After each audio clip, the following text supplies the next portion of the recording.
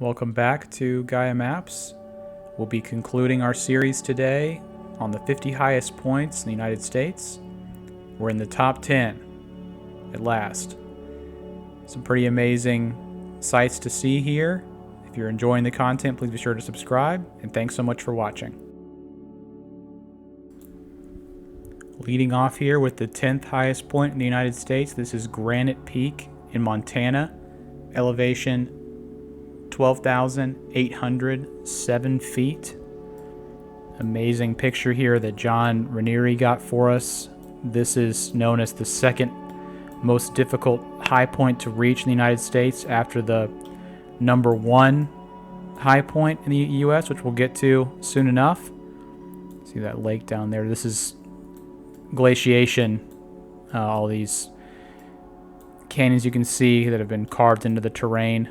Taking a look at where this is at in Montana. It's on the southern side. Really, almost all of western Montana is mountainous here. It was first scaled, this mountain, in 1923, which is pretty late. I mean, considering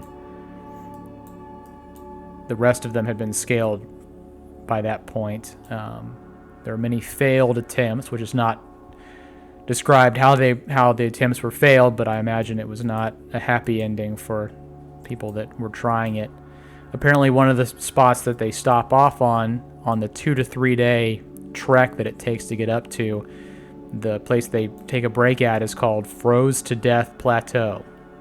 Gives you a bit of an idea of what it's like doing this climb, but just amazing.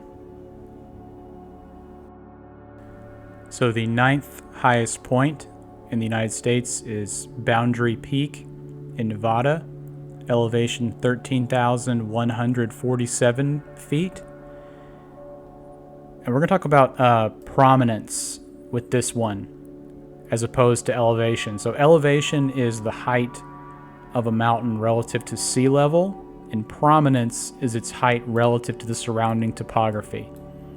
So while you can see quite a distance with Boundary Peak, it doesn't appear as high just looking around here because its prominence is only 300 feet. And in fact, it's actually a sub-peak of Montgomery Peak just over the border in California, which is a few hundred feet higher than it. And also in Nevada, if we look at another mountain called Wheeler Peak on the eastern side of the state, it has a prominence over 7,000, and its elevation is only 88 feet shorter than Boundary Peak. And so with that prominence, it appears higher looking around at the other surrounding topography. Let's go over here too. Yeah, this you can really see. You can really tell the difference.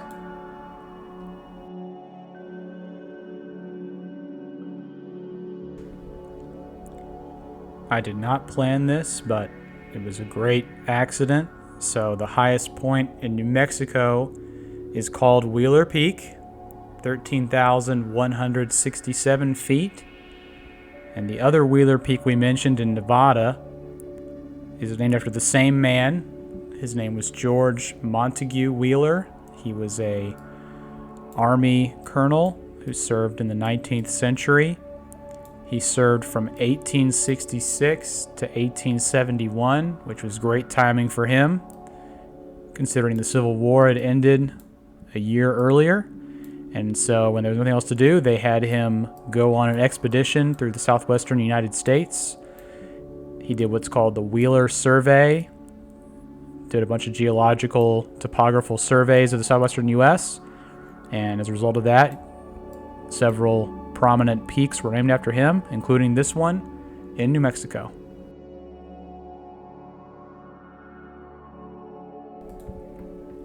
The 7th spot on our list belongs to Kings Peak in Utah, 13,534 feet.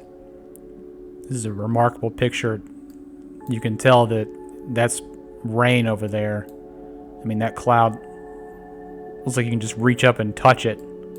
So close. Remarkable views here.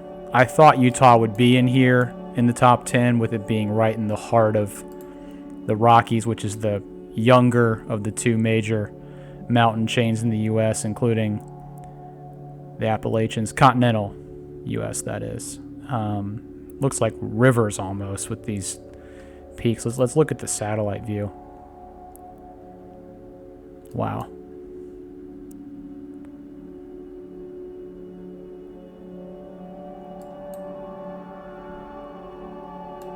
It's really kind of a ridge. I mean, you can see there's all kinds of peaks around here, and they're all just beautiful.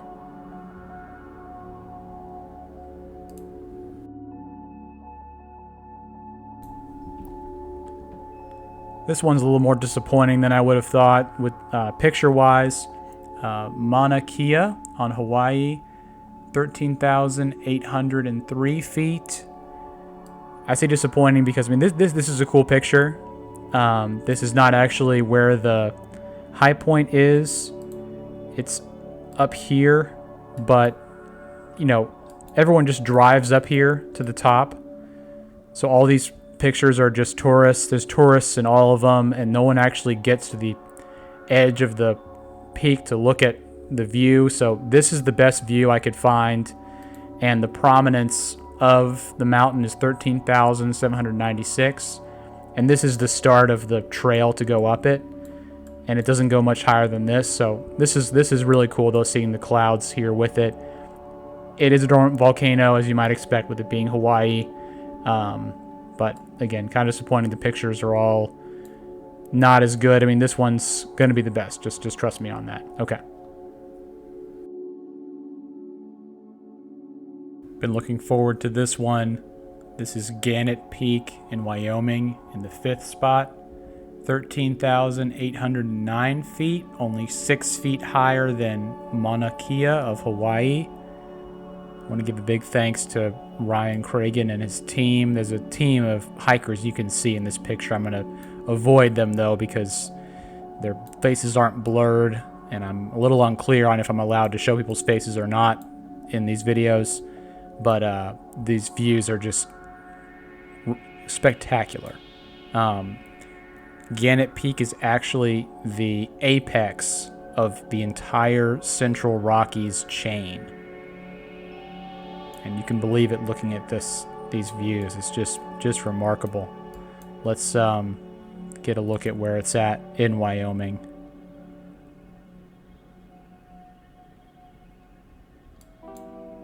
Least populous state, Wyoming. Lowest population density, so here in the west sort of Wyoming, near the Wind River Reservation, and along this chain of the Rockies and the Central Rockies is where it sits.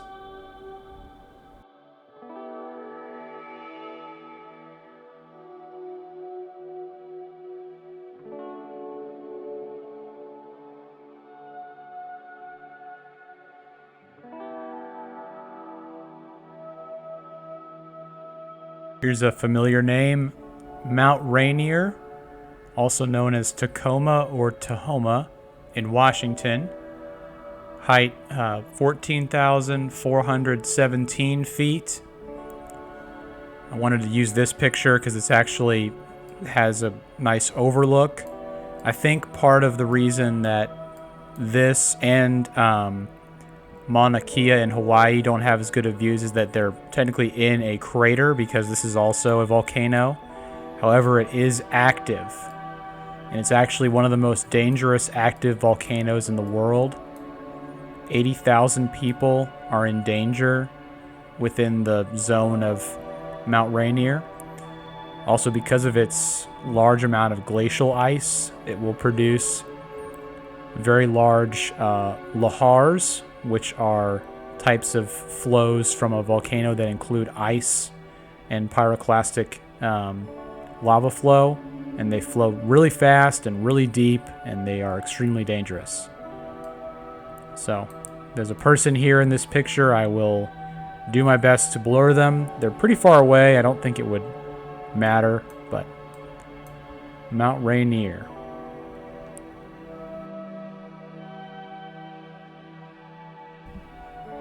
In third place here, this is one that will not be a surprise to a lot of people.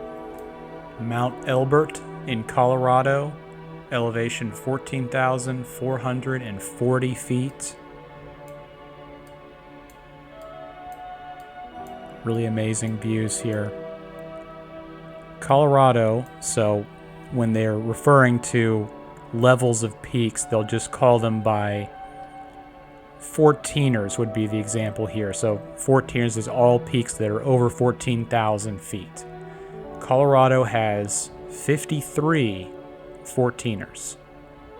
For reference, Wyoming in the 5th spot, its highest point was 13,809 feet, and the state below, Washington, has 2 14ers. So there's a reason that Colorado is a skiing destination.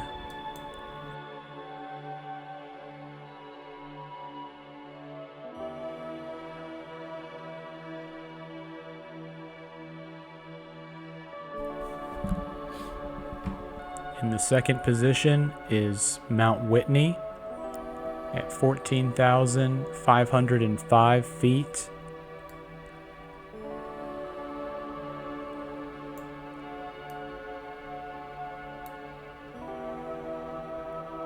We'll take a look where it is in California.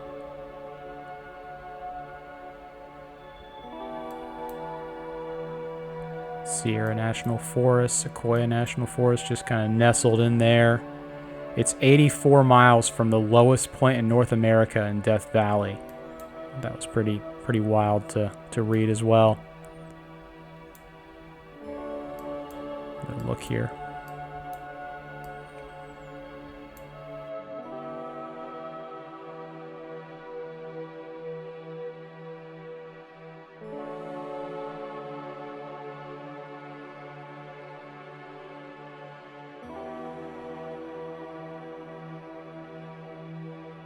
So we have reached the highest point in the United States.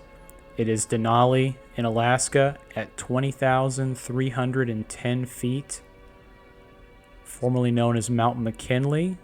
It was named McKinley by a gold prospector. It doesn't even say who that prospector was when McKinley was president, but it was called Denali for centuries by the native people who lived there, so Denali's probably a better name. It's also just cool that it's not Mount Denali or Denali Peak. It's just Denali. And everybody knows what you mean when you say Denali. This is about as good of pictures as we're going to get. I mean, I am very appreciative that we even have this one because these people have a lot more to worry about than getting a picture when they get to the summit. I'm guessing these are wind diversions, these ice blocks. I'm just gonna show you this picture though, just so you can get kind of an idea of what it looks like. This is a lovely picture from the National Park Service. I'm sure they don't mind me using it. Just kind of gives you an idea of what it looks like from the outside, that is. As far as where it is in Alaska, largest state in America. Yeah, it's just along here. Alaska has tons of peaks that are above even second place. There's a 6,000 foot jump here between 2 and 1. Between 2 and 14, Guadalupe Peak in Texas is the same elevation jump that we've seen here between 2 and 1. So not even close.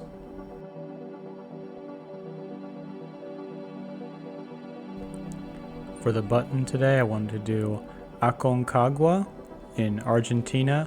This is the highest mountain in the Americas. It's the listed prominence parent of Denali. It's the highest mountain in the western and southern hemisphere. Elevation 22,837 feet.